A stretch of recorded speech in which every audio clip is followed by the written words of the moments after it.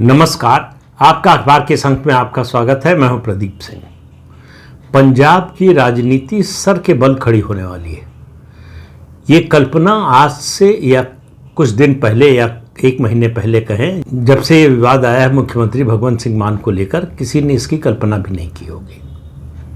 अकाल तख्त ने हुक्मनामा जारी किया है कि मुख्यमंत्री भगवंत सिंह मान तुरंत इस्तीफा दे दें। भगवंत सिंह मान की पेशी अकाल तख्त के सामने हुई। उसमें उन्होंने अकाल तख्त के इस निर्देश को माना कि वो उस वीडियो की फॉरेंसिक जांच कराएं जिस वीडियो में एक व्यक्ति गुरुओं की तस्वीर पर शराब छिड़कता हुआ दिखा गया है।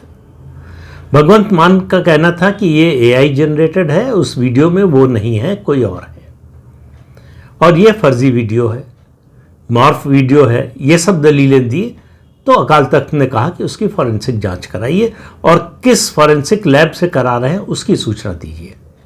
अब अकाल तख्त का कहना है कि न तो फॉरेंसिक जांच के बारे में मान ने कुछ बताया और न ही इस बात का जवाब दे रहे हैं कि किस, अगर जांच कराई तो किस फॉरेंसिक लैब में जांच कराई। उनकी ओर से, उनके कार्यालय की ओर से कोई सूचना नहीं दी जा रही है। अब सिख धर्म में गुरुओं के अपमान से बड़ा कोई अपमान हो नहीं सकता, इसलिए अकाल तख्त ने भगवंत सिंह मान को गुरुद्रोही घोषित कर दिया है। 27 जून को अकाल तख्त ने जनरल हाउस की बैठक बुलाई है और इस बैठक में आगे का फैसला लिया जाएगा। उससे पहले पूरे सिख समाज से यह अपील की गई है कि वो भगवंत सिंह मान का सामाजिक बहिष्कार करें। सिख गुरुद्वारा प्रबंधक कमेटी की जो बैठक हुई वो उसके प्रधान हरजिंदर सिंह धामी की अध्यक्षता में हुई। एग्जीक्यूटिव कमेटी की बैठक में फिर से उनके भगवंत सिंह मान के इस्तीफे की मांग की गई और कहा गया कि अकाल तख्त के हुक्मनामे के बाद भी पद पर बने रहने का भगवंत सिंह मान को कोई अधिकार नहीं है। अब ये जो वीडियो है इसके बारे में परस्पर विरोधी बातें आ रही हैं। भगवंत सिंह मान के करीबियों का या उनकी सरकार के लोगों का कहना है कि ये फर्जी वीडियो है, सही नहीं है और भगवंत सिंह मान उसमें नहीं है। लेकिन दूसरा पक्ष है जिसने फॉरेंसिक जांच कराई, वो कह रहा है कि भगवंत सिंह मान ही है। अब इसका फैसला जो है भगवंत सिंह मान और उनकी सरकार से निकलकर अकाल तख्त और एसजीपीसी के हाथ में चला गया है। अब ये मामला धार्मिक के साथ साथ राजनीतिक भी हो गया है और 27 जून की बैठक में आगे का कार्यक्रम क्या तय होगा, जो फैसला लिया गया है उसे लागू कराने के लिए, उसके पक्ष में माहौल बनाने के लिए पंजाब के हर विधानसभा क्षेत्र में ऐसी बैठकें होंगी जिसमें मान की कारगुजारी के बारे में बताया जाएगा। अब भगवंत सिंह मान के लिए मुख्यमंत्री पद पर बने रहना लगभग असंभव होता जा रहा है। इसका अंतिम फैसला 27 जून की जो बैठक होने जा रही है जनरल हाउस की, उसमें क्या फैसला होता है उससे तय हो जाएगा। अब भगवंत सिंह मान से ज़्यादा ये बड़ा आघात है अरविंद केजरीवाल के लिए। 2 राज्यों में देश की सरकार थी आम आदमी पार्टी की, एक दिल्ली में, एक पंजाब में। दिल्ली में बुरी तरह से हारे और सत्ता से बाहर हो गए। शराब घोटाला, उसके अलावा दूसरे तरह के भ्रष्टाचार के तमाम आरोप लगे, उन सब की जांच हो रही है।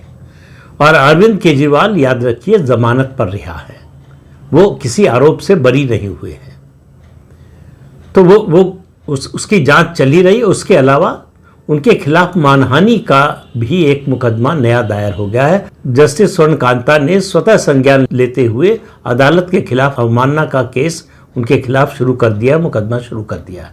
दिल्ली हाई कोर्ट में उसकी सुनवाई होगी और ये सुनवाई जो है, ये गर्मी की जो छुट्टियां हैं अदालत की, उसके बाद शुरू होने की उम्मीद है। तो केजरीवाल चारों तरफ से घिर रहे हैं। एक ही राज्य में सत्ता थी जिसके कारण स्टेट प्लेन मिल रहा था, स्टेट हेलीकॉप्टर मिल रहा था और स्टेट की सिक्योरिटी मिली हुई थी। 50, 60, 70 गाड़ियों का काफिला चलता है अरविंद केजरीवाल के साथ, जिनको पूछने वाला कोई नहीं है। उनको किससे खतरा है ये पता नहीं है। अपने को आम आदमी बताते हैं, लेकिन आम आदमी से ही अपनी सुरक्षा चाहते हैं सरकारी तंत्र के जरिए। पंजाब में अगले साल जनवरी-फरवरी में चुनाव होने हैं। अब आम आदमी पार्टी की मुश्किल ये है कि उसकी सरकार के खिलाफ एंटी इनकम्बेंसी पहले से ही ज़्यादा थी। मुख्यमंत्री भगवंत सिंह मान से पहले से ही लोग छुटकारा चाहते थे। ऐसे में जिस तरह का माहौल बन रहा है, मैंने शुरू में कहा कि पंजाब की राजनीति सिर के बल खड़ी हो गई है। यानी जो पार्टी नंबर 1 है, सत्ता में है, आम आदमी पार्टी, वो चुनाव आते आते तीसरे नंबर पर चली जाए तो कोई आश्चर्य नहीं है। ये मानकर आप चलिए कि पंजाब विधानसभा का चुनाव चतुष्कोणीय मुकाबला होगा। आम आदमी party, Congress party, Bharatiya Janata party और अकाली दल, ये 4 पार्टियां मैदान में होंगी। मान के खिलाफ ये जो सैक्रिलेज का मामला है, इस मुद्दे पर भारतीय जनता पार्टी ने चुप्पी साध रखी है। उसके नेता, उसके प्रवक्ता ज़्यादा इस बारे में कुछ नहीं बोल रहे। ये काम जो है अकाली दल सबसे ज़्यादा, उसके बाद कांग्रेस पार्टी कर रही है। आपको याद होगा कि कुछ महीने पहले जब विधानसभा का सत्र चल रहा था, कांग्रेस के नेता जो सदन में हैं, उन्होंने आरोप लगाया कि मुख्यमंत्री भगवंत सिंह मान शराब पीकर सदन में आए हैं और लोकसभा स्पीकर से कहा कि अभी कार्रवाई स्थगित करके इनकी जांच कराइए। इस तरह की बात, इस तरह का आरोप आज तक भारत के इतिहास में किसी मुख्यमंत्री के खिलाफ, सदन के नेता के खिलाफ नहीं लगा। तो भगवंत सिंह मान की जो पॉपुलैरिटी रेटिंग है वो लगातार गिरती जा रही है। अरविंद केजरीवाल की पॉपुलैरिटी रेटिंग पहले से ही रसातल में है। यही 2 चेहरे हैं आम आदमी पार्टी की राजनीति के इस समय, और इन दोनों की विश्वसनीयता और साख खत्म हो चुकी है। तो जिस प्रचंड बहुमत से जीतकर 2022 में आम आदमी पार्टी आई थी पंजाब में सत्ता में, उतने ही प्रचंड वोट से या जनादेश से वो हार कर निकलेगी, इसके आसार दिखाई दे रहे हैं। तो ये लड़ाई, सवाल यह है कि होगी किसके बीच में। ये लड़ाई अंततः जो दिखाई दे रहा है वो कांग्रेस पार्टी और भारतीय जनता पार्टी के बीच होगी।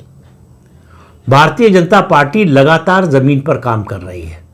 उसका लक्ष्य वैसे कहने को तो सरकार बनाने का है, लेकिन उसका लक्ष्य है कि उसकी 35 से 40 विधानसभा सीटें आ जाए। इसके लिए उसका टारगेट ग्रुप, जो वोटर ग्रुप है, वो है शहरी सिख, हिंदू और उसके अलावा दलित समाज के लोग, रामदसिया और रामगढ़िया, इस समाज के लोग। भारतीय जनता पार्टी दिखाने के लिए चेहरा जो है, उन्होंने जरूर ढिल्लों को बनाया है प्रदेश अध्यक्ष। उनका फायदा क्या हुआ है? उनका फायदा ये हुआ है कि भारतीय जनता पार्टी जो तथाकथित किसान आंदोलन के समय से उसके नेता कार्यकर्ता पंजाब के गांवों में नहीं घुस पाते थे, वहां भाजपा के नेताओं कार्यकर्ताओं की एंट्री खोल दी है गांव में। गांव में कितने वोट मिलेंगे नहीं मिलेंगे वो तो बात की बात है। बीजेपी की नज़र शहरी पिछड़ा वर्ग, शहरी सिख, हिंदू और उसके अलावा दलित समाज पर है, और ये समाज होता है आबादी की दृष्टि से लगभग 70%। इस 70% के सहारे, इसके समर्थन के सहारे भाजपा 117 में से 35, 40, 45 सीटें तक लाना चाहती है। उसको लग रहा है कि पंजाब विधानसभा का चुनाव जो है किसी एक पार्टी के पक्ष में नहीं जाएगा, हंग असेंबली आएगी। भाजपा को अगर अपनी सीटें और बढ़ानी है तो उसके लिए अब उसको जमीन के साथ साथ नैरेटिव की लड़ाई लड़नी होगी। एक, आम आदमी पार्टी महाभ्रष्ट पार्टी है, उसकी सरकार महाभ्रष्ट और निकम्मी है, इस सरकार का जाना जरूरी है। तो इसलिए इसको हटाने के लिए इसके खिलाफ जो एंटी इनकम्बेंसी है उसकी हवा को तेज करना। दूसरा, लोगों के मन में ये बिठाना कि कांग्रेस पार्टी आम आदमी पार्टी का मुकाबला नहीं कर सकती। तीसरा नैरेटिव कि गांवों में भी इस बार भारतीय जनता पार्टी को समर्थन मिलेगा, इसकी कोई संभावना अभी कम से कम फिलहाल तो नहीं दिख रही है, लेकिन नैरेटिव की दृष्टि से ये बहुत महत्वपूर्ण है। यही नैरेटिव का खेल भारतीय जनता पार्टी ने जम्मू कश्मीर में खेला था। जम्मू में उसको आज तक की सबसे अधिक सीटें मिली हैं। कांग्रेस का सुपड़ा साफ कर दिया। नैरेटिव ये बनाया कि पहली बार घाटी से भी बीजेपी को सीटें मिल रही हैं, हालांकि मिली एक भी सीट नहीं। लेकिन भाजपा अगर पंजाब में ये नैरेटिव बनाने में कामयाब हो जाती है कि उसको ग्रामीण इलाकों से भी सीटें मिल सकती हैं, वोट मिल सकता है, तो उसका नतीजा ये होगा कि शहरी जो इलाके हैं उसमें उसको मैक्सिमम सपोर्ट मिलेगा। भारतीय जनता पार्टी का जो अभी तक का रिकॉर्ड है वो 19 से ज़्यादा सीटें विधानसभा की नहीं जीती है, लेकिन ये भी है कि 23 सीटें लड़कर 19 सीटें जीती है। वो अकाली दल की बी टीम थी। अकाली दल 23 सीट से ज़्यादा देता नहीं था। एक समय 36 सीट भी मिलती थी, लेकिन मदन लाल खुराना प्रभारी थे पंजाब के भारतीय जनता पार्टी के। उनके और प्रकाश सिंह बादल के बड़े अच्छे संबंध थे, कहते हैं रिश्तेदार भी थे, कोई दूर की रिश्तेदारी भी थी। उन्होंने बीजेपी को और पीछे कर दिया, 36 से घटाकर 23 पर कर दिया। 23 सीटों पर लड़कर भी 19 सीटें बीजेपी जीती। और स्थिति ये थी 2012 में कि अगर भारतीय जनता पार्टी का समर्थन न होता तो अकाली दल की सरकार न बनती। तब भी बीजेपी ने डिप्टी सीएम का पद नहीं मांगा, डिप्टी सीएम का पद नहीं लिया, जो वो ले सकती थी, लेने की स्थिति में थी। अब अकाली दल और भाजपा का संबंध टूट गया है। वो जुड़ेगा इसकी कोई संभावना नहीं नजर आती, लेकिन राजनीति में कुछ भी असंभव नहीं है। लेकिन इस संभावना की भी संभावना चुनाव के बाद ही बनेगी। चुनाव से पहले अकाली दल से किसी तरह का गठबंधन भाजपा का नहीं होने वाला है। कांग्रेस पार्टी की हालत लगातार खराब हो रही है। एक समय लग रहा था कि एंटी इनकम्बेंसी आम आदमी पार्टी की सरकार के खिलाफ इतनी ज़्यादा है कि उसका सीधा लाभ कांग्रेस पार्टी को मिलेगा और वो सत्ता की स्वाभाविक दावेदार बन जाएगी, लेकिन ऐसा होता हुआ दिखाई नहीं दे रहा है। ये उस समय भी लग रहा था। 2022 के चुनाव में भी कम से कम चुनाव से 6 महीने पहले सब ये मानकर चल रहे थे कि कांग्रेस पार्टी सत्ता में वापसी कर रही है, लेकिन जब नतीजा आया तो पता चला आम आदमी पार्टी को प्रचंड बहुमत मिला। लोगों ने कांग्रेस पार्टी को नकार दिया। कांग्रेस पार्टी को क्या फिर एक मौका पंजाब के लोग देंगे? ऐसी तस्वीर अभी सामने दिखाई नहीं दे रही है। इसी में भाजपा का खेल बनता है। इसी झगड़े में आम आदमी पार्टी, कांग्रेस पार्टी और अकाली दल, इन तीनों के जो झगड़े हैं, और ये जो सैक्रिलेज का मामला भगवंत सिंह मान के खिलाफ आ गया है। भगवंत सिंह मान पंजाब में आम आदमी पार्टी का सबसे बड़ा चेहरा है, मुख्यमंत्री भी है। उनकी क्रेडिबिलिटी खत्म होने का मतलब है अगर उनको इस्तीफा देने के लिए मजबूर होना पड़ा तो फिर आम आदमी पार्टी की अंदरूनी कलह और तेज हो जाएगी। आम आदमी पार्टी में वैसे मुख्यमंत्री पद के स्वाभाविक दावेदार थे कुलतार सिंह। कुलतार सिंह ज्ञानी जैल सिंह जो पूर्व राष्ट्रपति थे, उनके बड़े भाई के पोते हैं। अमृत छके हुए हैं, बड़ा सम्मान है, जनता में भी प्रभाव है। उनको मुख्यमंत्री न बनाकर उनको विधानसभा अध्यक्ष बना दिया अरविंद केजरीवाल ने, क्योंकि अगर वो मुख्यमंत्री बनते तो अरविंद केजरीवाल की मुट्ठी में उस तरह से नहीं रहते जिस तरह से भगवंत सिंह मान है। हर ऐसा डिक्टेटर है, हर ऐसा अधिनायकवादी जो है, वो इंडिपेंडेंट आदमी से, स्वतंत्र विचार वाले आदमी से डरता है। तो केजरीवाल भी कुलतार सिंह से डरते हैं। सबकी नज़र है कुलतार सिंह पर कि अकाल तख्त के फैसले के बाद, खास तौर से 27 जून को जो फैसला होगा, उसके बाद भगवंत सिंह मान को के सामने इस्तीफा देने के अलावा विकल्प बचेगा नहीं। फिर आम आदमी पार्टी किसे मुख्यमंत्री के रूप में चुनती है? अगर फिर इग्नोर करती है कुलतार सिंह के दावे को, तो एक नया असंतुष्ट गुट, या कहें कि आम आदमी पार्टी की पंजाब इकाई में एक नया हमजा खड़ा हो जाएगा। अब ये केवल अनुमान है, सब कुछ निर्भर करता है। स्पष्टता होगी 27 जून की बैठक के बाद, जो जनरल हाउस की बैठक होने वाली है, उसमें मान के खिलाफ क्या फैसला होता है। लेकिन इतना तो तय है, फैसला जो भी हो, भगवंत सिंह मान इस्तीफा दें या चुनाव तक मुख्यमंत्री बने रहें, उनकी क्रेडिबिलिटी सबसे निचले स्तर पर है।